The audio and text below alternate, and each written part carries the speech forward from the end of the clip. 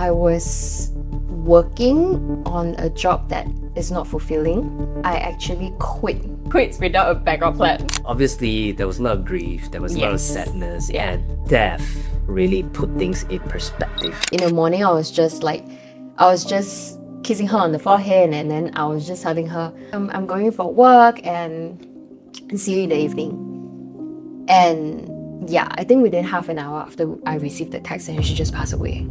It's like suddenly the purpose of life just, like, it's all black. It's like, why am I living? You know, why am I doing the work that I do? I couldn't really find why do I want to do this. You know, let's do all those inner world, let's do all the mindset, let's chant, let's do all the affirmations, subconscious mind therapy, NLPs. They are doing all the inner work inside out. Why are they not producing the results externally? What's going on there?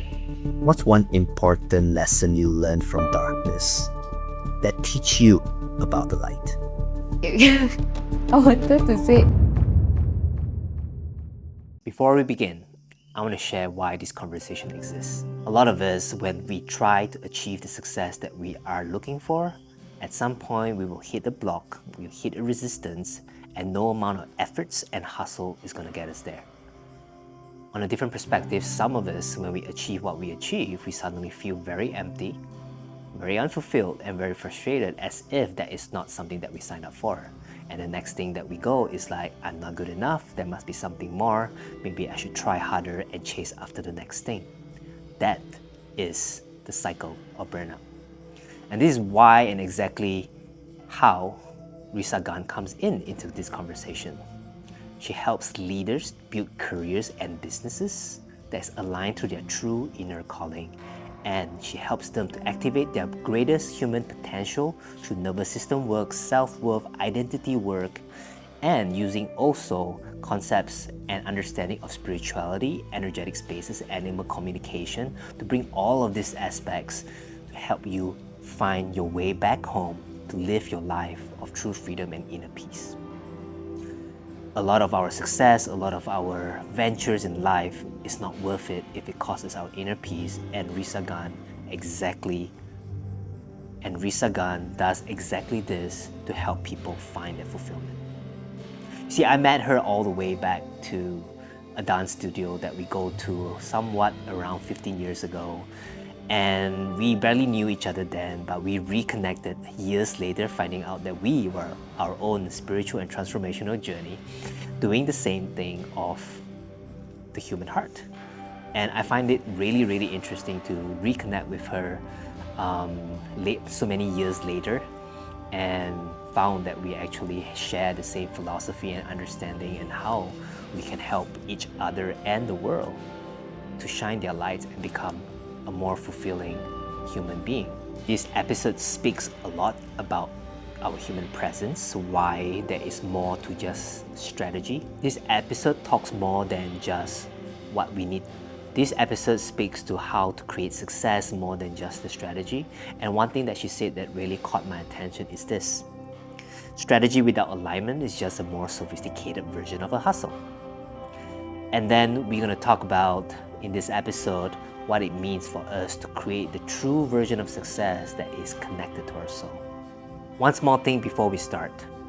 A lot of us watching this show aren't subscribed yet.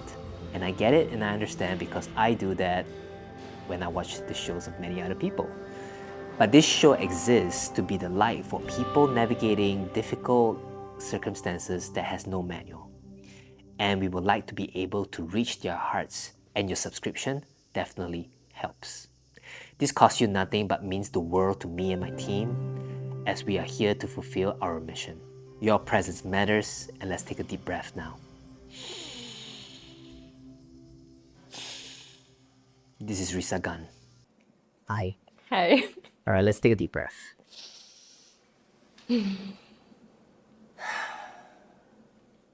All right, Risah. Welcome to the Lighthouse Initiative. Thank you for making time to grace your presence here, to share your insights and contribute to the conversation that we're gonna have. Thank you. Yeah. I want to take us back to how I met you. Right, it was like way back to our dancing days, right? It was in the dance studio, Yeah. right? And then we just kind of lost touch from each other. And then it was around COVID that I found you, and I realized that you're walking the spiritual path as well, Yes. right? And interestingly, we got disconnected again, Yeah. and it came back eventually. I think it was last year, I think it was last year. and found that there's this coherent timeline or divine timing where we are aligned in the way we think, the way we see things, especially about spirituality, business, and what's going on in the world, Yeah. right? So I wanna drop that before I introduce you formally, right? About what you do, you are, right? But because this podcast is really not about that prudential, it's really Yeah. about who are you as a human. Why don't you take us back on how did this spiritual path start for you? Wow. I think that was also a very long time. I think it was like 9, close to 10. It's not, it sounds very cliche also. So I was back in the days I was working in an agency, advertising agency. And then we basically, what I do was doing for strategy planning and things like that. Yeah. And at the same time, I was very interested in learning animal communication. So the reason why I learned is also because I wanted to understand my fur kit better. And there was one of the year it was very sudden that when I went for work, my mom suddenly texted me in the evening and said that our girl couldn't make it. Maybe the vet said that maybe our girl couldn't make it. Now I was like, I couldn't really brain it because it was very sudden. Because in the morning, I was just kissing her on the forehead, and then I was just telling her, oh, you know what, I'm going for work and see you in the evening. And yeah, I think within half an hour after I received the text, and she just passed away. And it was due to poison. And among all my 3 dogs, she was the youngest. So basically, I did not expect among all of them, she would be the first to leave. And that time it was like a wake up call that wow, even the youngest dog, right, will also just say, okay, I want to leave the world, then I want to leave the world. And then I was working on a job that is not fulfilling, it's not happy. And then I told myself I don't want to reach until when I'm 50 years old. I kept on telling myself that I should have done this when I was younger. Yeah, so it's like, I think in spirituality terms, they will call it like a spiritual awakening kind of thing. Yeah. Yeah, but to me, I would take out all the labels and I would look into life, and that is really a wake up call. So from there, I actually quit it's not something that I advise you to do, but I quit without a backup plan. Right. Yeah, so for me, at that point of time, I was telling myself that, you know what, let me give myself 2 years time. Let me do what I want to do. I want to create what I want to create. I want to build what I want to build. So within that 2 years, let me just focus on that. So I actually just tendered the next day. And then The next day. yeah, the next day. Literally the next day. Okay. I want to zoom in on that. Yeah. Because obviously there was a lot of grief, there was a lot of Yes. sadness, Yeah. and death really put things in perspective, Correct. right? To really ask us like what in the end of the day truly matters to us, and Yeah. what is it important. Yep. And the things that we used to think was important suddenly is like Yeah, all it- disappear, right? And then it just kind of like zooms in on like, oh my god, Yeah. but I don't know what's next. Yeah. So I want you to take us back to that moment of that decision. Like, what's running through your head? What kind of conversation were you having with yourself and go like, all right, I'm just gonna throw this tomorrow and then let's see what happens. That's interesting. I never really think back as much as now. Now you're recalling it. I think that conversation felt like time is unpredictable. Like you really don't know whether what's gonna happen next or tomorrow. And I don't want to be, yeah, I think just now when I mentioned I don't want to be like 50 years old and telling myself I should have done that. Yeah. And where in the agency life, what I do is always creating strategy and stuff for other people. Right. And there's there's no sense of belonging, or like your creation power could have flown more. I also wanted to see what I can do, right? And that time, to be honest, I also asked myself, actually, what do I really want to do? You know, what I really wanted to do. Was there any concern like what about money? What about mom or dad? How they think about me, or how do your friends? Yeah. You know. I mean, they are. So initially, my plan was more skewed towards art. Art on not so much in terms of therapy, but how can I make use of art to support people or support whether it's animal communication, because that was the thing that I do, right? Like how can I support people, I would say, but I don't really have an idea or direction for it. And yeah, parents being parents and Asian, art is a field that you won't earn money. Yeah, So that's the core belief. yeah, that's the core belief, and that's the belief that like photography and all this like art communication, it was being brought up. So I was with this belief when I was brought up, right? But I told myself and I told my parents 2 years. So I like to set measurable thing, to at least I have a goal within the set of timeline to decide whether is this really what I wanted to do, and it's not like a 3 minute kind of thing. Yeah. Yeah, so Because give yourself the real chance. correct. So with this timeline, at least I know I'll just go full out. Of course, money, yes, is a concern. But then I was checking out my bank account. Okay, I still got saving. I can make use of saving a little bit. So I would say it's really taking that leap of faith. But am I taking that leap of faith for myself, not other people at that point of time?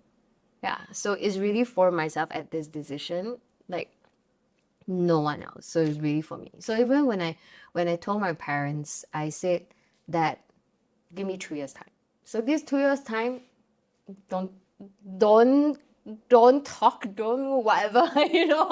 In this 2 years time, I'm doing my own thing. I would decide whether do I want to proceed after that 2 years. And how did they respond to that? Worry. I think they got them to a point like, are you sure? Like there's this our brain will start to misinterpret like they are not supportive. But I think now thinking back is they yeah, they concerned, but they seen my determination also. So like okay, they gave me lah. But of course along that 2 years they were concerned, they were words like they, especially like my dad, he would think that I'm just playing around. You know? Then I'm like, no, I'm doing serious business here. Yeah, so my mom is more on, I think they both have a different concern. One is more on the material part. The other one is more like, are you happy doing this? Yeah. So I think it's both different things. But I guess, but I think what's more interesting is that within that 2 years, they are just the mirror that evoke the part that I neglected. Because all this kind of thing, it will eventually come up. You know, you put your service out there, you put yourself out there. It's just not reflected on your parents, but the same kind of criticism, the same kind of emotion and feeling, it will definitely reflect from other people. Yeah. So it's like Like your clients? correct. Yeah, correct. Okay. So after you hand in the resignation, Yeah. what's the first step that you did? I actually told my colleagues what I wanted to do. Oh, Yeah. And because I wanted to skew towards arts, right? yeah. So I actually get commission arts though from my colleague.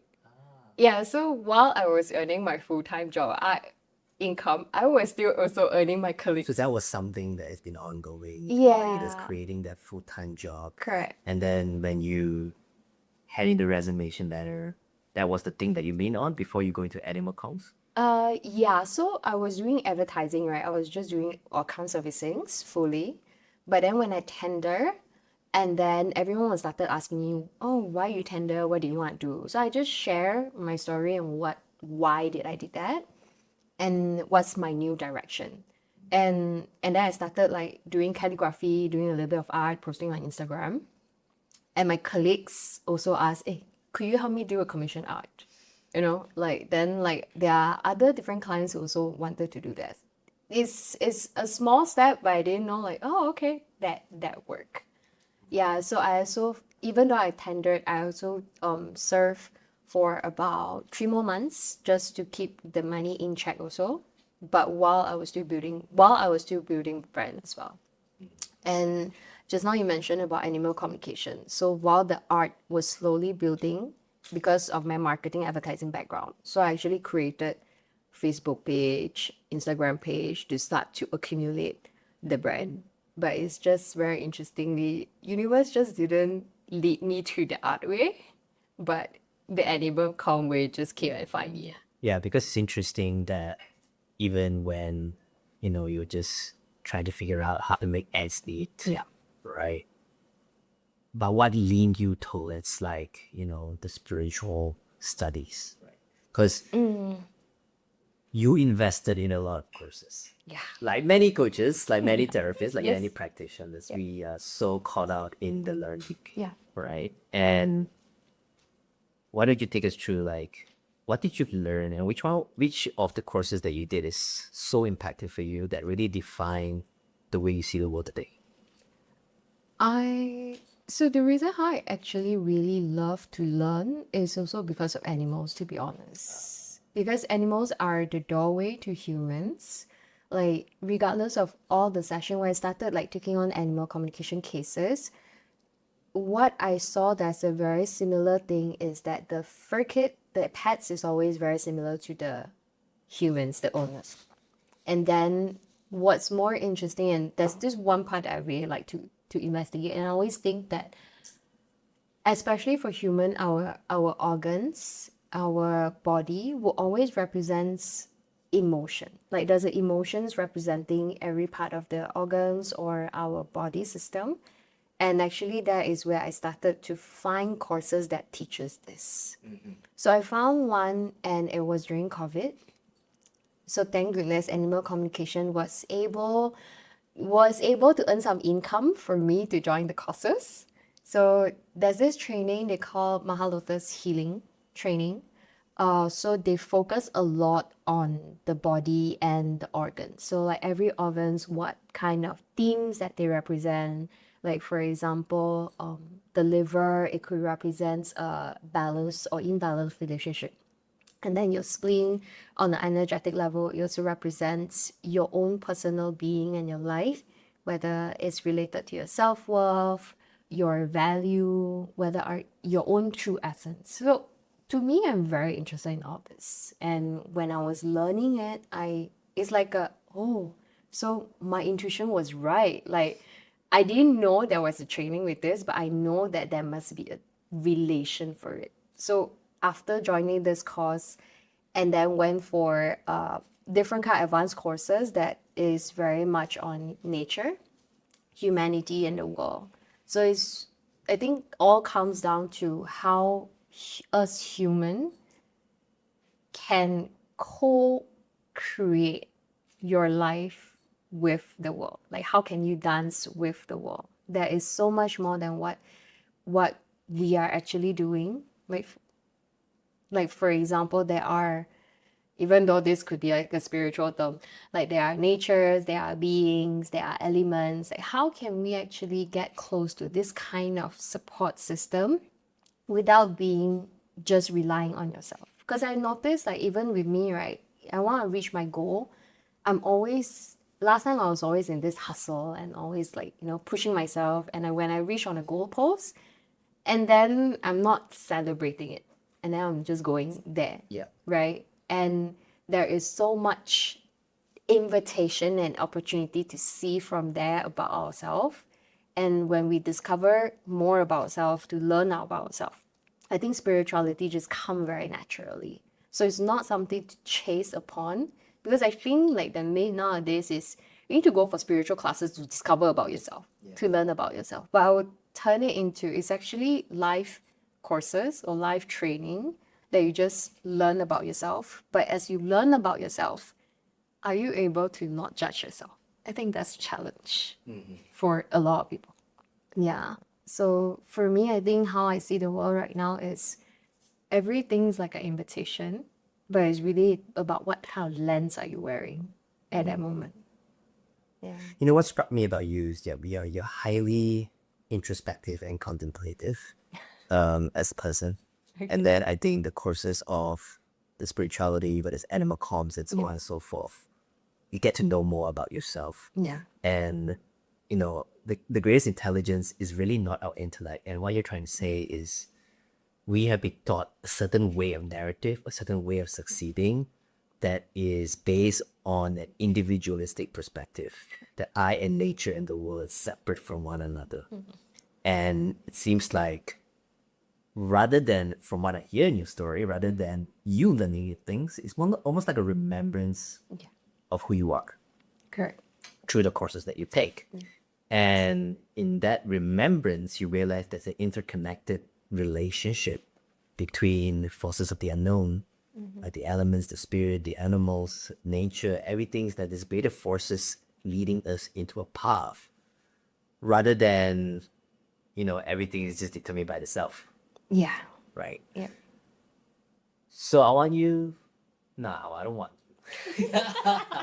So it's more like I want to know, I'm curious right now, like you've been working with animals and it seems like animals are mirroring so much of the truth that we cannot get from human interactions.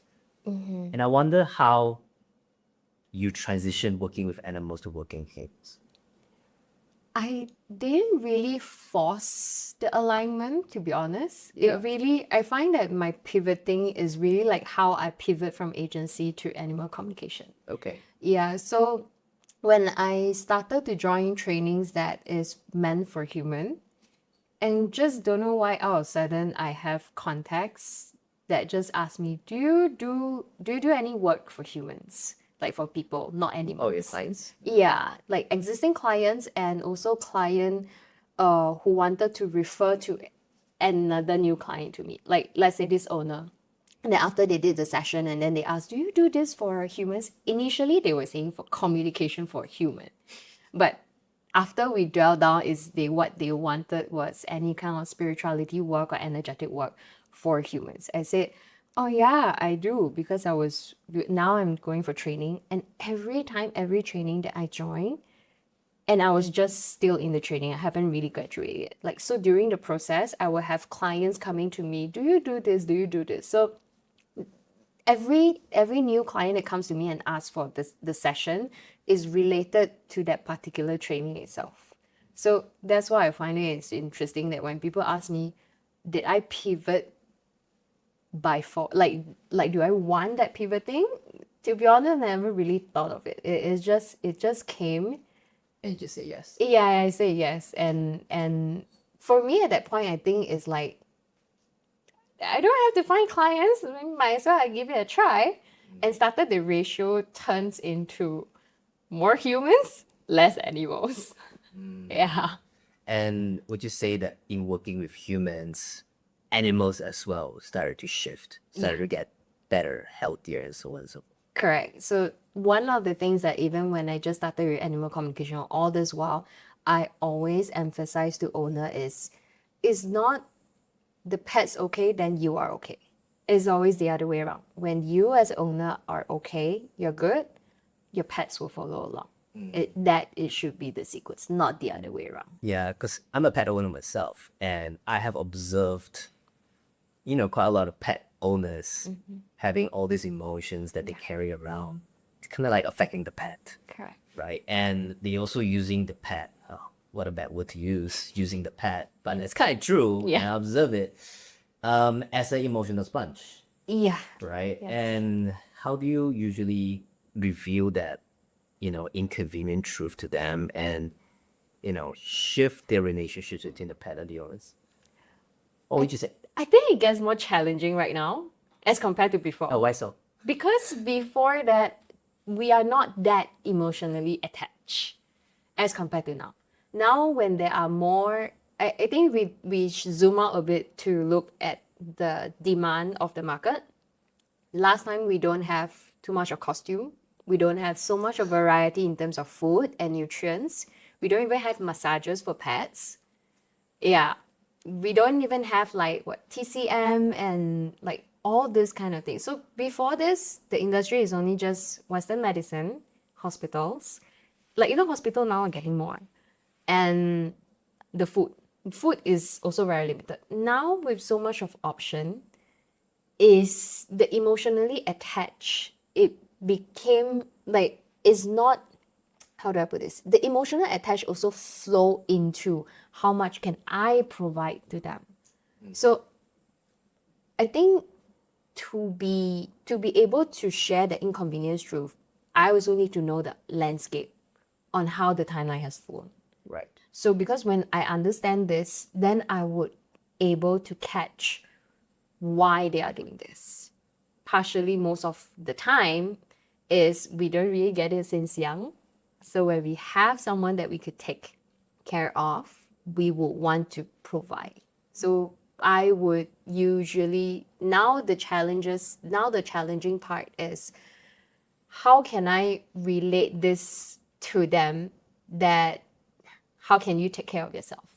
So it's really about that skills and my experience to let them know is that, one is to always reflect on their milestone, like how much they take care of their pets. And if there's one question that I usually ask of owner is that, how can you take care of yourself Yeah. first? Yeah. Like if let's say, what would you do for yourself? And then that is sometimes that they are able to answer, then I'll just get them to do it. And then I'll also cross check. There's this fun part that I usually like to check with pet is anything that you want to tell your owner to take care of themselves. So then they will give me a list of things and then I'll convey it to the owner. Got it. Yeah. So in the end of the day, right? Because animals can't speak Yeah. human language, so we need someone as an intermediary like you Yeah. to bridge the gap. And most of the time, we hear from the perspective of, oh, this is what I want, right? And being someone who is a spokesperson for pets to give them a voice that other humans can understand. What do you think they want most from the humans that the humans are not aware about? Presence. Their presence. Yeah.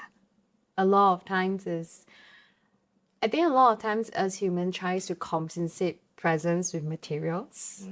And like what I said, like with all this like very nice costumes, nutrition food, massages, and Very materialistic. yeah, very materialistic. And some of them also with time.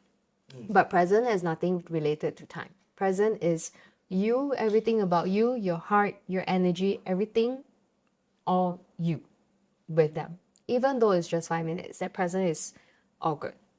So that is actually what I notice with pets, that is what they want.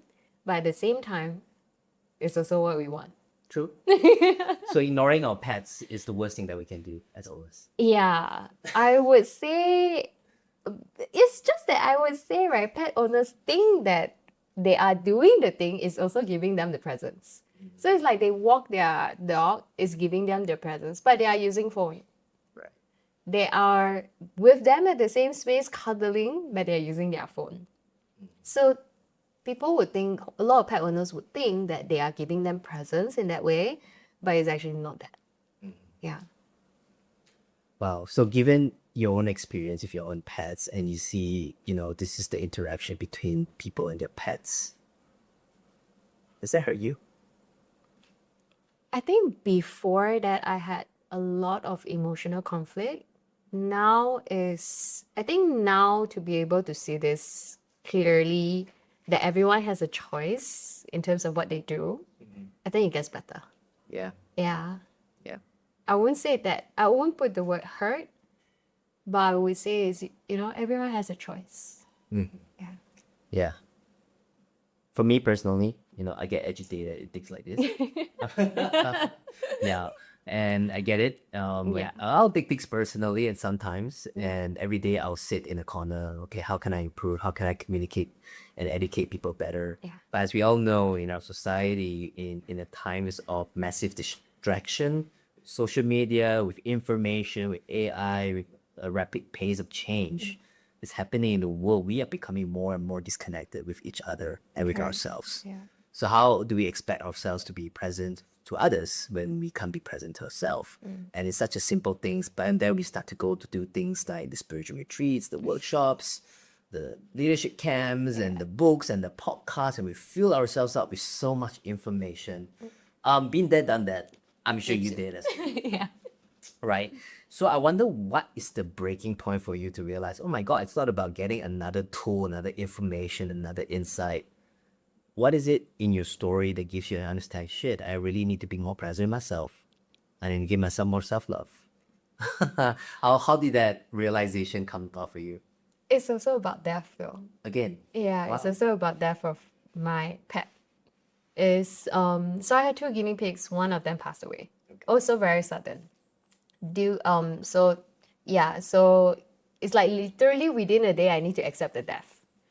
And yeah, it was very similar story. It's just that the difference is I think this was closer because I am the one that is full accountability and full responsibility taking on my guinea pig, the time span, everything. So the presence is not being shared by my other family members. So this is just me and my own guinea pig. And within that one day, doctor just said, okay, I have to do surgery. Now is to see whether can survive surgery or not. And it didn't lah. So, at that point of time is with all the spiritual healing and all, there's a misconception is, when you do healing, things will change. Maybe you get better, more relaxed. More relaxed maybe, more calm maybe, but on a more in-depth, maybe not so. So, the post-surgery time, I was like really massively like, whatever healing that I could, whatever healing modality, I tried. Yeah, but at 4 a.m. when my guinea pig started had seizure, that is where internally I know, but intellectually it's on actually like basically it's on very very huge denial. Like I know that when the first seizure, couldn't survive already. So now it's just the organs started to slow down and shut down. Right. Yeah, so I think at that point of time, I actually had like about 6 months of grief, and basically I wasn't doing any work. I was like just I just don't want to do anything. And that was after your 2-year thing, was it? Or during the 2 year thing? After it was after a 2 year thing. So after the 2 year thing, you managed to start a business, run a business. Yeah. Self-sustaining, you got a guinea pig. Correct. It was like, and then I moved to a new space. I moved out from my parents' place, so it was like, oh, good, and started moving out to my own space and really building everything from scratch. That is okay. I mean, I still have like a guinea pig to like co-regulate kind of thing. So it's like a purpose of life. And suddenly when he left, right, it's like suddenly the purpose of life just like it's all black. It's like, why am I living? Why am I doing the work that I do? I couldn't really find why do I want to do this. So like that 6 months, right, I was basically not doing anything. Even though not doing anything, but universe just love me as it is. Like I still have job. Yeah, but I just don't want to do anything. And because of that, I also noticed that, you know what? You learn so much of modalities. It doesn't make you... Learning so many modalities is not the point. It's how do you see life that is more of the point. Like how do you live life? How comfortable are you being you? Whether it's with yourself or when you're with other people. Like just now when you mentioned you get agitated and take it personally, right? So nowadays, last time I will probably have that kind of mindset that, oh, is there anything that maybe anything I want to change or anything want to like things like that. But nowadays is agitated no? It's your rights, what it's your choice. Yeah, so I think that entire experience, even though it was really the darkest of my entire life, I would say, but it's also one of the part that I think is really not the modality. is really how you and life is. It's really reworking about my relationship with life. Yeah. And in that 6 months transition, there's grief. So you just cruise through life. You just, you just have your own version of death. Before we go further, a quick pause. If something in this conversation hits you deeply on the inside, do not let these ideas and insights go to fade. There's something that I say that insights is just another beautiful experience, but insights, when you apply, create a potent and powerful transformation in your life. This is why I've built the Lighthouse community, and I bring people every single week to talk about the insights that is being shared in the episode so that we can create an open space, a safe space for us to discuss, integrate, and apply this beautiful wisdom that is shared in the podcast episodes into our lives. You'll find leaders like you across Malaysia, across Asia, and some even in the United States, sharing conversations, experiences, and insights where we pull all these answers together to figure out those 2 a.m., 3 a.m. questions that linger in our consciousness that we would love to be answered. Every episode has its own discussion, and when you come into this space, you get to also bring and share your unique insights into the space and contribute to each other's lives. The link is in the show notes. Come and join us and find your tribe. I'm on a mission. When we all come together in a community, we can co-create a brighter and more beautiful world that we know is possible. Now back to the conversation. I mean, really didn't use any modalities. At most is, when I met friend and then they suggested, maybe you can use this. Okay, I tried once and then that's it. I never really done it. And what brought that night back for you? I think it was just a decision. Like, Yeah. yeah, I think Let's through the decision moment. How did it come? And what decision you? so. Even though that I say universe had loved me, will still give me the income, right? But the income will come to a point that, okay, you really need to figure things out. And then So it's a money thing that really drive you at the time. I would say at that time, yeah. I would say at that time, yeah. I mean, one of the pressure was that, and then I think also is because that also gave me like a wake up call in terms of why I'm not as brightful as before, why I'm not passionate as before. And when I asked myself that, my guinea pig just started, like the vision, I was like, yeah, actually I'm living it for him. And then actually what's there for me? Like what do I want to do right now? And that point of time is, I don't know whether do I want to support human. To be honest, I have a love-hate relationship with humans, even though I'm doing this work. But I think that decision was, what, I don't want to live at this kind of shape for my guinea pig. I don't want my guinea pig like to have that impression of, why my mother is like that.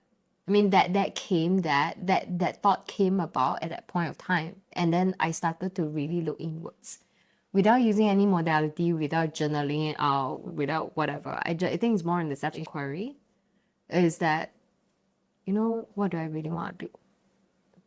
And that moment of time, I just said, you know what? Let me just try. I don't know what's ahead, but let me just open up myself a little bit more. And I think boundary is also one of it. So during that 6 months, I was just saying yes to a lot of friends, like friends meet up and things like that. Because you lost one of the person that you love, and then you started to seek the love from, you outsource, right? And I think this is very normal for a lot of humans. And that point of time, I decided that I don't want to outsource this love. I just want to insource the love back to myself. So I think with that kind of decision, how much can I love myself? How much can I insource my love to myself? And surprisingly, the decision when I declared that decision, career-wise, relationship-wise, income, it started to shift also. How soon? How fast? I think less than a month. And then about Yeah, less than a month. well, Yeah. I would say it's probably about 2 weeks. 2 weeks. Yeah, it's probably. So what happened in that 2 weeks? What is the experience that you got in terms of your career, income, and relationship? It was still a journey of pivoting. The pivot, I think, is more like what kind of clients that I want to serve. You know, getting clear in terms of who you want to serve, how you want to serve, and what kind of work that you want to do. So at that point of time, what happened was that how can I support someone without fantasizing spiritual modalities or techniques or any of these techniques, but really how can I support this person to unleash the potential? Right. Yeah. And then I started to help people, like even I started to guide people in a way in conversations, you know, maybe not with that current perspective, how can you widen the perspective to see there are more possibilities? So with conversations like this, then I started getting more and more queries, whether it's consultation, workshops, and I started to see how do I want to be Right. from there. Right. So rather than enforcing your own agenda, you put in the listening ears. Yeah. You give yourself that love. You follow the path of greatest excitement that comes from the heart. Correct. And then the clues just starts to come together. And then now we have the North Star and purpose Yeah. Correct. about how we would approach life. Yeah. It's Right. And is this also how, more and more business leaders, practitioners come to you, right? And then eventually you are stepping more into like the business coaching side of things. Yeah, even with business coaching, also again, it wasn't like forcing to choose, it's also by alignment. Yeah. Because I think the way how I approach spiritual business, if I really had to call it spiritual business, a bit differently. So I never started off with just giving consultation. I always start with the way how I system and structure things. But I realized a lot of practitioner doesn't do that. Practitioner coaches, a lot of them is after they join the training, this is the requirement, or the more you provide your service, the more practice that you do, the more professional or the more flowy, smooth that you are able to get. So I think that kind of implanted in a lot of practitioner coaches into their mind. So how many sessions that you want to do? Like there's no ending. So a lot of people when they came to me, right, they will just ask, actually I don't know how to build a business. But I think the more interesting part and the most dangerous part is they don't even treat it as a business. Right. Yeah, they would just look at it as freelancer. If I got a job, then I pick off. Yeah. But they are not treating it as how can you build in a more systematic way, sustainable, and probably a more easier way. So the core belief from before, right, with this kind of industry is not so popular before, or is not even able to earn money. So now a lot of people are using hustle mode to do this career. Yeah. And a lot of business leaders, they don't really see themselves as being in a business, because I think there's two different mindset. There's a employee mindset and also a business building mindset. Yeah. And yesterday I was just dissecting with one of my participant in my container. I was just saying that because when you're working for someone else, you're not building the culture. Everything is provided. You're just being one part of the entire segment. You're just being in one of the department. You're not seeing the whole picture. But when you're building for your own, you need to build everything on your own. You are the operator of everything, but how can you ease every department, and how can you treat that in terms of learning more about yourself so that you can improve the quality of your work? Right. Because I think that's the missing link to a lot of business owners, not just in our industry, in this digital industry, where we are so caught up with the mindset, we're so caught up with the leadership training, we're so caught up with the next strategy, AI training. A lot of these things are external, right? And a lot of it does not reflect the internal values, Yeah. internal experience of how I want to run the business. Yeah. Right. So, what do you think is people's biggest bottleneck when it comes to creating a business that is not just sustaining, in terms of income and impact, but also something that's actually representing of the fulfillment and the values that they have internally? Where do you think the gap is? I think I may need you to help me to find the flow of it. But what I'm feeling is that we are unable to separate the business technical stuff or the service stuff, the external part, and ourselves. So a lot of times that we are taking everything external so personally that is related to us.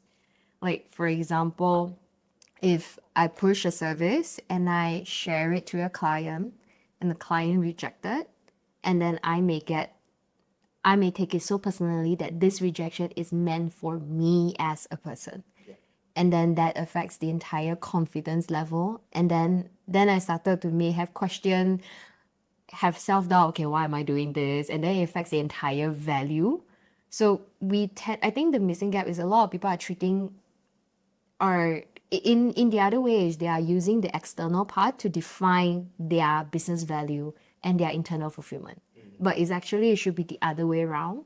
But it should be correlated, but the most important thing is your value, who you're with, what do you like, and knowing your strength, knowing your potential. With this everything combined, and it always needs a reminder. Because of this, when you are firm, the external results, it will either validate or it will test, but you always have to remind yourself. So when this is being brought up to the level of expansion that you are comfortable, that you know what you're doing, anything external, you are able to take that aligned action. And then the results will actually reflect in terms of what do you trust and what do you know.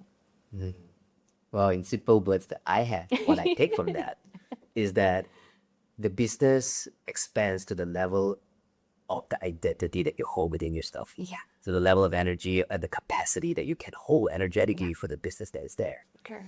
And the more you expand who you are, the more you expand, the level of your business. Yeah. Right. And there's also the other camp, the inner work camp. Yeah. Okay. Yeah. I think I'm gonna predict Who are like, let's do all those inner work, let's do all the mindset, let's chant, let's do all the affirmation, subconscious mind therapy, NLP, so on and so forth. let's journal it all the way But out. why are they are doing all the inner work inside out? Why are they not producing the results externally? What's going on there? I think that I've been through that. I've been through that too. We have been through that. Yeah, I think one of it is that a lot of people are using this to avoid the spiritual bypass, where we are thinking our way out so that okay, I done the work, then naturally the results will come. Yeah. But I think one of the, I wouldn't say the gap, I would say the darkness part is a lot of us, we use the inner work to avoid, to escape, is because that we cannot really accept ourselves failing doing the action. Like inner work has become such a thing that, okay, journal it. It becomes another tool for perfectionism. Yeah, correct. Yeah. Oh, I'm seeing this, or I'm seeing that, and perfectionism. And also another thing that I find that is very dangerous is people are digging out their stuff when you don't need to dig. Like your plant is so nicely built there, like with the soil, with the plant, with the flowers, and then you decided, okay, I want to see how to grow this plant better, but I want to see what's the soil. Then I started digging the soil and then finding out what's going on. But actually, then the flower just did lah. But you're just doing unnecessary digging when you're not ready. So I find that a lot of people are in this part when they're just doing the work and they don't really want to do the part that is real work, that is hard on the outside. Yeah. Right. I have a phrase for that. Okay. The phrase is about doing the work right, but not doing the right work, Yeah. right? Mm. And of course, there's getting more and more inner work courses out there. Yeah, there As is. they prioritize things like nervous system regulation, and all these things do help Help. Yeah. in our external function, the work. Yeah, I agree. And I'll say that a lot of us open, like you said, digging a pot. It's like we open a can of worms, Yeah. but we do not know how to close it or actually purify those worms Yeah. in our daily life, in our relationship, in our business. Yeah.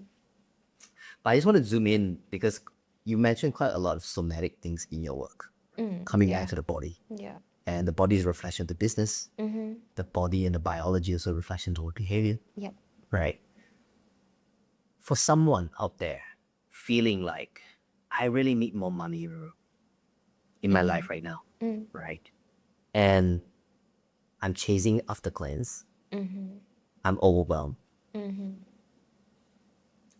How would you guide someone like that who are kind of like a chicken and egg situation? I need more money to feel safe to regulate my nervous system. But at the same, my chaotic nervous system can't help me get more money. How do you bridge the gap between the inner worm and the outer strategy? Well, this gonna be a long one. Oh, yeah. Take the time Yeah. and lay down very practical wisdom for this person.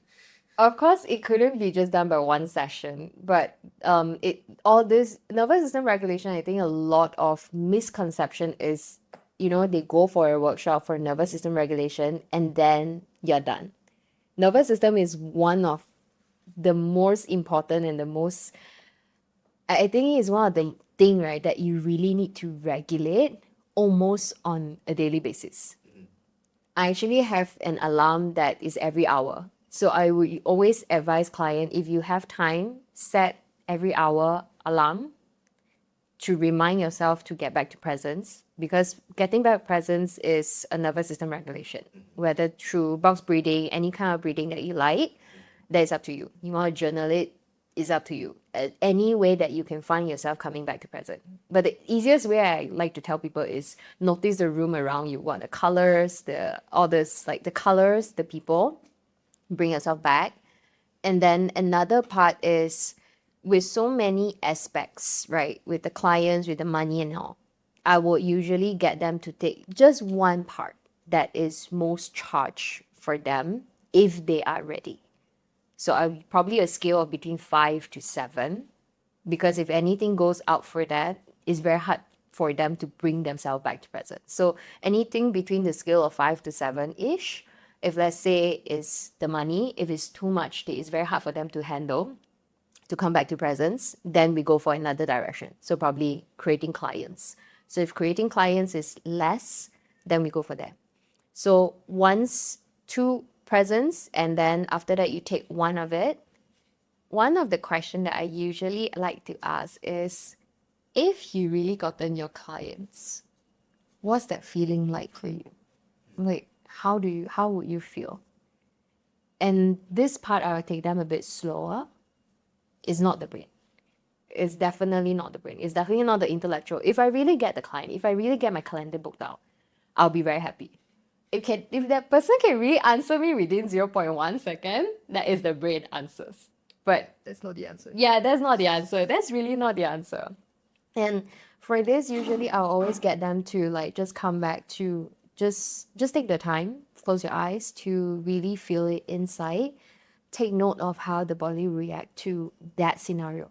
If you get a calendar booked out, you've got clients every day, how would the body feels? If it's a sensation, the shoulder, the chest, or suddenly feel like freezing. So that is the direct answer for why that is not happening. So usually when that sensation, you've gotten the answer, then the next solution will be, what can you work around it? So one of the more common feeling, especially for calendar booked out, is overwork.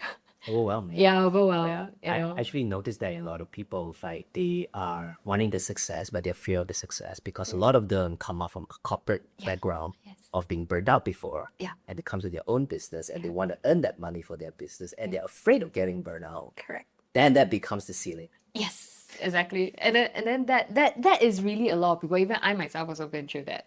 Yeah. Like corporate burnout, spiritual burnout, all everything. Especially And when we're in the people business. correct. And all this, right, is really about one is about perspective, and the perspective is not just intellectual. You have to bridge the perspective into the body so that the body understands. But because the body doesn't understand, so we have to bridge it so that we know that, oh, okay, it is safe.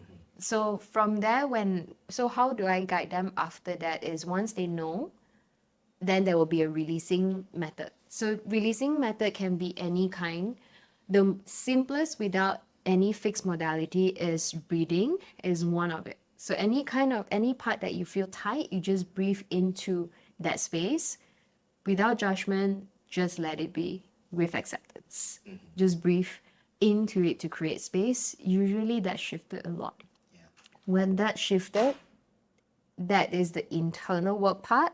And then the outer part is when you shifted, you are coming from a different state. Yep. So when you're a different state, what kind of action that you want to take? And that action is it's not really from the intellectual part, but it's really you're tapping into the inner wisdom of yourself, the intelligence of your own. That action will come, that solution will come in. Even though it may have not related to anything. And the action and solution is not a one-size-fit-all strategy. Definitely It's not. uniquely to the individual, Correct. specific to their situation. Yes. N equals one. And usually, what do you see happens when clients, practitioners, coaches actually listen to that divine guidance you with it? What tends to happen? The funniest part is every time when I heard them, right, they will say, "Oh, it's so simple." Yeah, it's so simple. Oh, the solution is so simple. I thought that we have to apply like all the strategy that is on, the business strategy, the marketing strategy, the sales strategy that is on the internet. But actually, no, actually it's so simple. Yeah, so that is one very interesting thing that I noticed with client. And every time when they are in that state, right, they really land on clients easily. Powerful. Yeah, like they will come back to me and message like, I just landed with one client for the rest of the year, or if not is, oh, I already reached my goals, my income goals within 2 weeks. And I'm like, good job. So I think, and one of the feedback that they like to tell me is that I don't know what you did, but I just felt that I'm no longer procrastinated to take the action. Like I'm willing to take the action. And every time I would tell them, oh, no, I didn't do anything. I didn't do like, any fancy modalities and things like that. I just did a very simple process. And this simple process, it can be tapped into every day. And this simple process is when you're able to do it, your aligned action is different because you're able to take the action. And that is, I think, it bridge that missing link between the inner work and also the outer structure, outer strategy. Yeah. Let me be honest with you for a moment. There's so many of us learning and learning and learning, yet our lives have not changed. A lot of us go into sound healing, retreats, workshops, and we know so much but integrate so little. Sometimes we can even have a dopamine high of learning new insights, new methods, new practices, and sometimes we can feel that inner peace within us as if we have already come home to ourselves. And then something happens. A cognitive dissonance is what I call it, where we feel so good on the inside, but our relationships, our business, our money is still as bad. And I know this because I have lived it.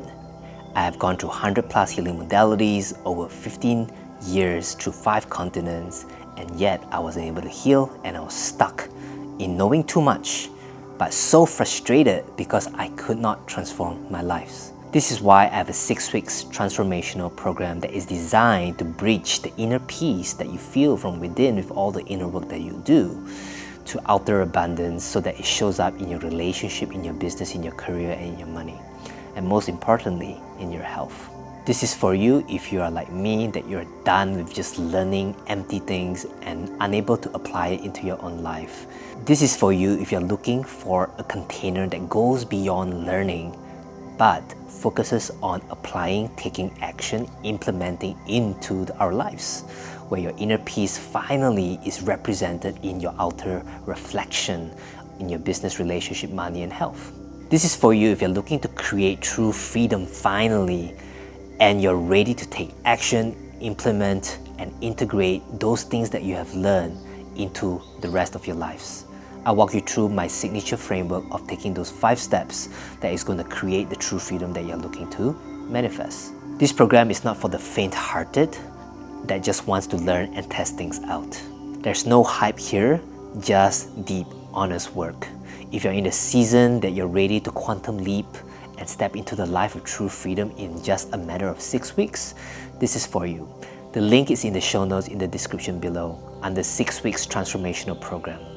Now back to the episode. Do you believe that we need more healers, coaches, practitioners in the world? The world that we live right now. That's a very tough question. I wouldn't put it as need, but I would say that we need to live out that healing essence, that coaching or transforming essence inside of us. But we would need more people who have done this work to lead people to live out this essence. Right. From what I'm hearing is that we have an essence within us, a gift within us, and it doesn't necessarily has to be coaching, Yeah. healing, right? It can be a lawyer and carry the essence. It can be doing a 9 to 5 corporate work, but bringing the essence in. Yeah. And I think that's more of like the kind of like aspiration that you have from what I hear. Yeah. But for those who are interested to walk this path, coaches, Yeah. healers, practitioners, right? I look up and did some research, right? People who are wanting to be a life coach on any kind, the average income per year in Malaysia is about 75K. And that is translated to about 36.82 ringgit per hour. Oh, okay. Oh man, Okay. that's like another self-made job after your corporate life, Okay. right? Okay. And for anybody interested to walk this path and they want to make a living out of it, what are their first few steps they need to get clear on to not just raise that income, right? Because it has to be sustainable, because only less than 10 to 15%, less than 10 to 50% of people who are actually certified as coaches has a full-time business, Oh. right? And how do people transition? I have 2 parts, right? Well, how do people transition from part-time? That's number 1, right? And of course, raise their prices to the next level so that they can actually make a living out of it Yeah. and carry their essence to the world and to that part. Yeah. I think for part-time to full-time that is one identity thing, but I think more of it is that nervous system part that from part-time to full-time is we still need to do the hard work, which is calculating the numbers. It's not even though that I didn't take the route there, I quit the next day. But in this era, time has changed. Because when I started off this, it was before COVID. So it can be easier for me with that kind of path. But I think now is a bit harder. Why would you say so? Is I think What's the difference? now is also harder is also because of there are so many options of strategy and distraction. And also because of that, it causes a lot of people would think, what's my right path? What's the next better move? And before that last option, we can see our direction clearer because the distraction is lesser. What we are facing is criticism of the upbringing. Now there is more criticism, upbringing, distraction, more choices, which career job is better, things like that. So finding that North Star for people is getting harder from part-time to full-time, or sorry, what was the other option? Raising the raising the income, right? is also heading back to the North Star and doing what you love. Really, is this something that you like to do? Is you will go all out for it, especially for part-time to full-time. Is whether are you willing to give yourself that all the way out? Because a lot of people from part-time to full-time is, I'm jumping in. Half in, half out. Yeah, and it's not a good idea because you are really taxing your brain energy and a lot of inner conflict. And if there's no right framework or no right work for it, it's very hard for you to get out from the spiral. Yeah. Yeah. In fact, the part-time just adds more weight Correct. to your life. Correct. So recently I was telling how I really teach or how I share when it comes to part-time to full-time is if you have a full-time job and this is something that you want to go for full-time in the future, use your full-time as a sponsor to build the dream that you want to build for full-time. And this sponsor, you really need to give yourself the timeline and the numbers so that you can build for this. And with that part-time to full-time, the numbers that you need to calculate and what kind of business model that you want to go for, at least for the first year, at least what I think that makes sense to me. Because unless you really are ready to go all full out, you're okay without a plan, then you go all full out. But I notice a lot of people, it's very hard to do this job. Yeah. So everyone's nervous system now is like basically inflammation.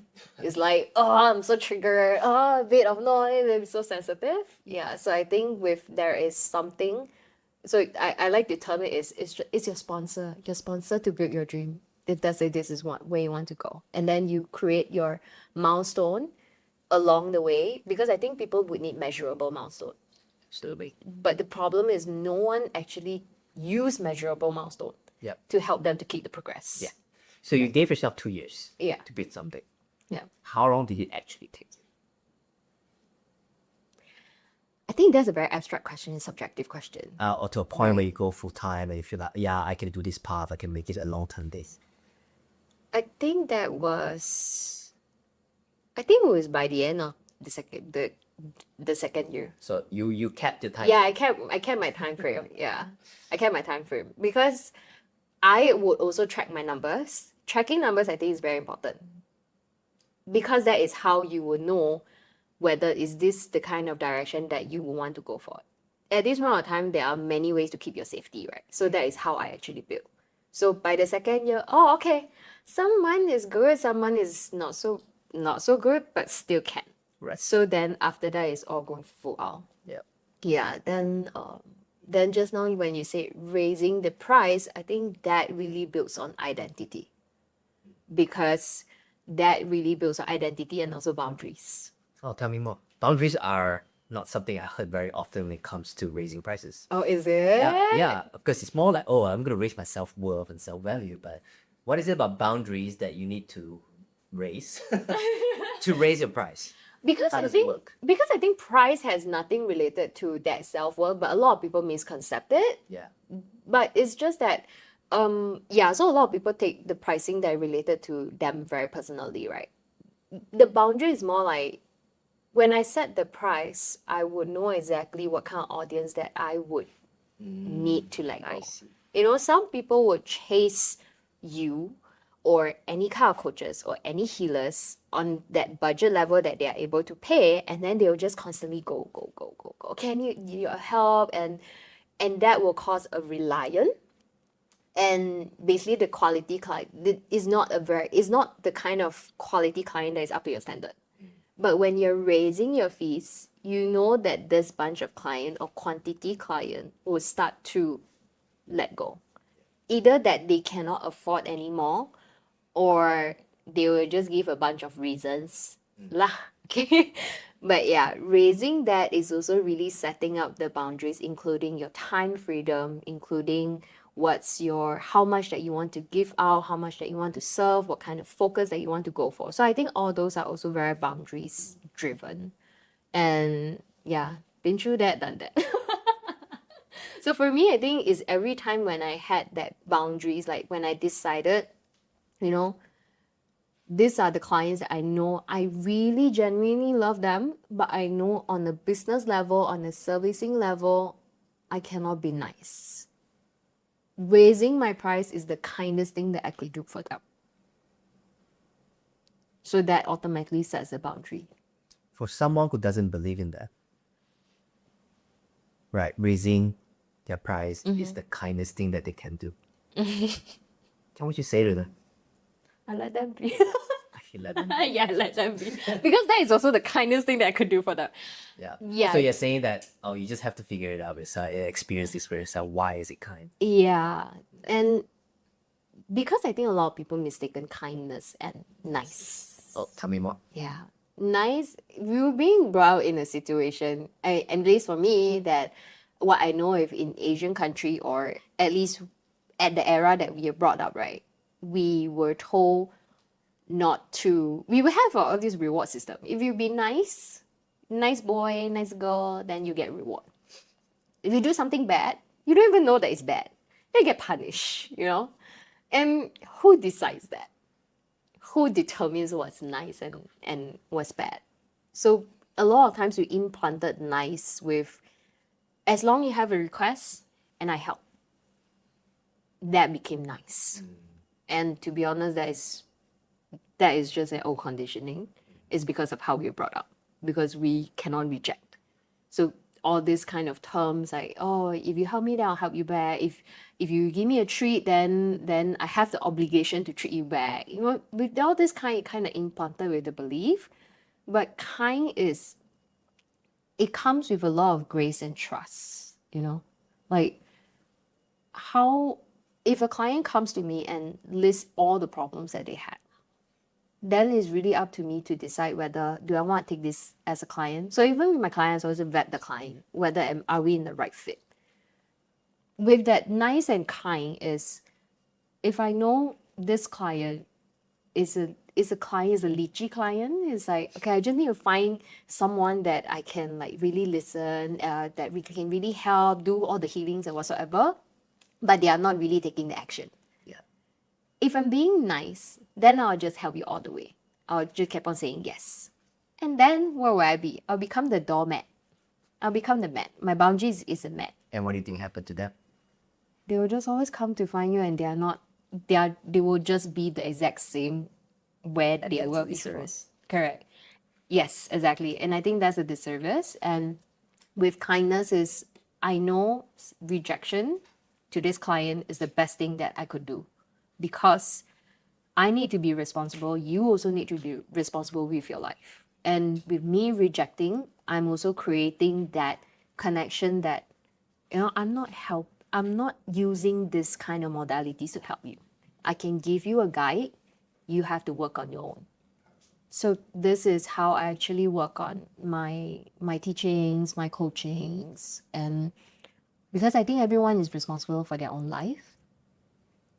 It's just sometimes you need that guide. You just need someone to pinpoint a certain direction for us. Yeah. Powerful. That's a quote that I've heard before, and it's really, what's that word? Really connected to what you're trying to say, right? And it says, it's by Rachel Remen, that she says that if you're trying to help someone, you're seeing them as weak. If you try to fix them, you're seeing them as broken. Yeah. Right? Yeah. And when you truly serve them, you're seeing them as whole beings. Yes. Like you say, fully responsibility for who they are. Yeah. That's able to change and transform their lives. Yeah. That's Right? true. Like categories. You agree. Yeah. Right. Yeah. And I think that is the essence of what being a transformational coach is really all about. Yeah.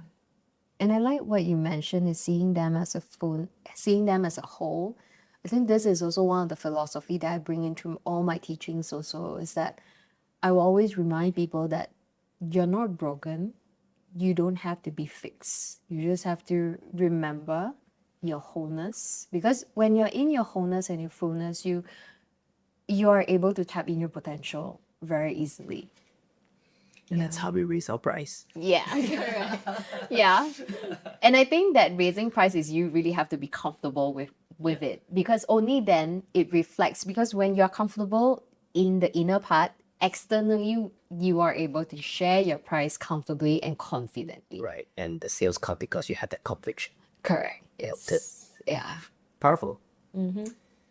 So you name your school Your White Divine Light. Yeah. Right. Yeah. And this show is called The Lighthouse. Right. We spoke a lot about the light. Yeah. And it has its own shadow side. But what I'm more interested is sometimes the dark moments which you did share in moments of death, Yeah. regrets, and I don't want to end my life in such a way. What's one important lesson you learned from darkness that teach you about the light? I wanted to say, if you're not ready to face the dark, it's okay for now. Yeah. Having a good relationship with darkness, I think, is also very important. Yep. You know, we are often being taught that we need to have good relationship with the light and just light only, and then darkness is bad. Yeah. And that is a really not a healthy relationship with darkness. And when you have a good relationship with darkness, you know exactly what they are trying to serve you. Because everything is just a protection mechanism, it's just a safety strategy. And when you know the love behind it, you are able to move forward to the light. So what is darkness trying to nerve us and teach us about light? I think it's very personalized to everyone, but if let's say you ask me right now, What is it for you? yeah, I mean, it's for me, I would say because I see darkness sometimes as a limitation. So I would say it's like every limitation would show me how powerful I am, and every version of me is getting more and more powerful with strength, with more confidence, and the things that I thought that it was impossible is always possible. Powerful.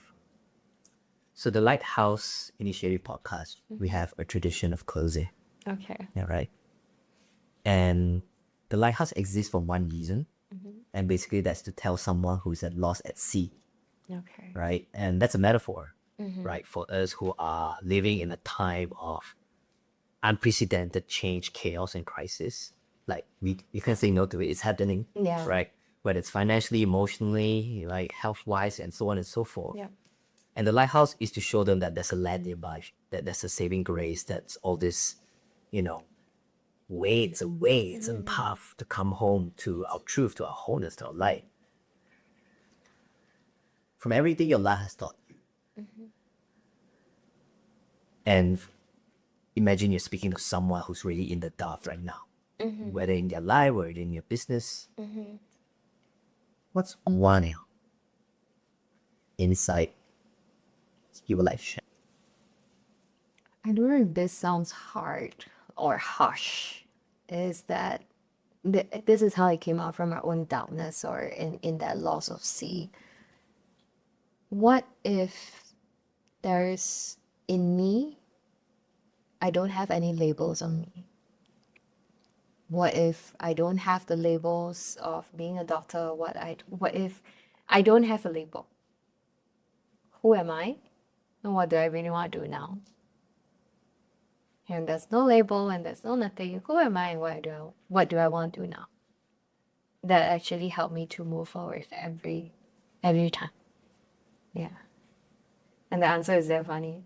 There was once I could share it, is that taking off all the labels, who am I currently? I'm just a couch potato. And what do I want to do now? I just want to eat. Eat comfort food. And that's okay. Yeah. And really, that's okay. Yeah.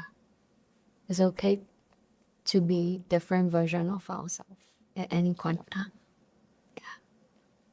Thank you for your contribution. Thank you for inviting.